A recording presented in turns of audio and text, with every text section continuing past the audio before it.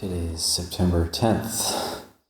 So in the monastery we have standards that are much more refined than people normally follow just in average worldly daily life. And so it can seem like being hemmed in quite a bit and can seem very fussy about certain things. I remember a story of Ajahn saying, I'd like to teach people about the standards of the devas, but actually most people would find it impossible to follow those standards. So it's like the monastic standards sort of start to touch on standards of devas, angelic beings, but the devas are actually very refined in the way they act. So we aren't really going to, over time we can start to come closer to it. And I think it's important to recollect these types of standards because then we'll start to understand why we do certain things, like not stepping over Dhamma books, for example. Like that's something I didn't understand at first, but now I see, oh yeah, that's a sign of respect. Or when going to India, not stepping over food. If you step over food in India, they'll just throw it away, actually. And I thought, oh, that's kind of a strange standard. And I remember being in India with Luang Por Pisano in 2010. And I was kind of like blundering Westerner, just kind of getting up, go to the bathroom or whatever, stepped over some food. And Luang Por was like, no, don't. And he tried to stop me from stepping over the food.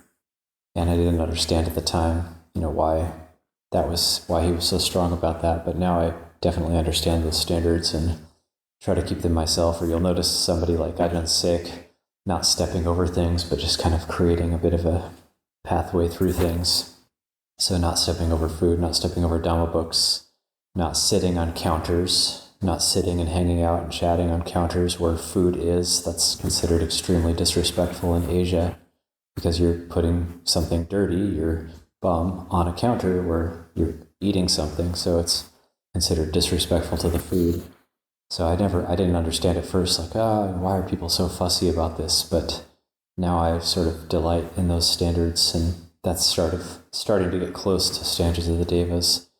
Although if we want to follow the standards of the devas, that's what Master Hua called the 10,000-fold good conduct, and that's a whole nother level. So I think over a long, long period of time, if we take on refineries of very refined standards in the monastery, even things like just washing your feet before going in the hall, or making sure that your clothes aren't getting moldy or smell bad, or just making sure that even stepping over, we don't step over people as well. And there's the story of one of the previous Buddhas, I think it's Buddha Dipankara, and this is when the clansman Jotipala and his friend wanted to go see the Buddha and give alms food, but then Jotipala was like, why do you want to go see the Buddha? That's dumb. And then his friend he had long hair, his friend grabbed his long hair and dragged him out of the house, and he thought, my friend's never done anything like that before, why would he? This must be no small matter. But then he was grateful to his friend because then Jotipala, seeing the Buddha coming, and it had just been raining, so there was some mud. The Buddha was about to walk through some mud, and Jotipala dove into the mud, and so that the Buddha would walk on him instead of getting his feet muddy. And then the Buddha Dipankara stops and he says, Buddhas do not tread on living beings, clansman. And he gets back up and kind of is covered in mud, and then wants to make an aspiration that's when he gets his prediction. That's when he gets his prediction that he'll be a future Buddha named Sakyamuni.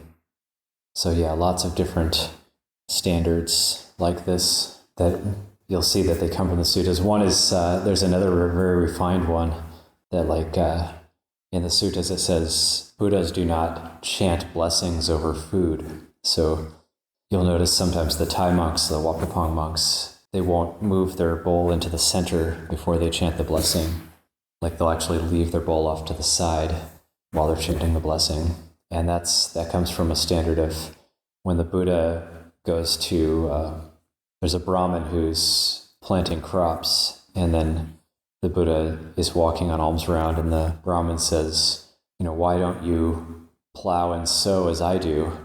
And then having plowed and sown, you can eat. And why do you just ask for food? Why don't you plow and sow?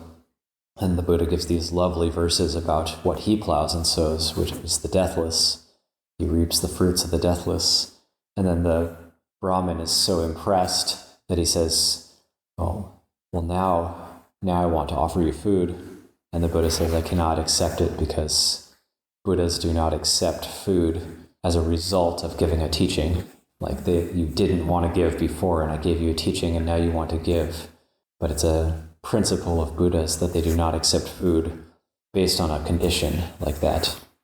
So it's the ultimate purity in terms of, say, not asking for things or not taking something, the ultimate right livelihood in terms of, say, not taking something that was a result of, like, they didn't want to give before, and then you give a teaching and then they want to give.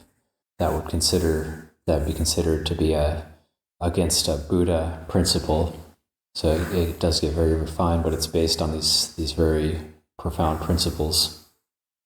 There's many, many other things, but that's just kind of a preview of some little things you might see that you might not understand. You might not understand why Ajahn Sek doesn't move his bowl into the middle and then chant the blessing, but it's because of these types of things. Leave that reflection this morning.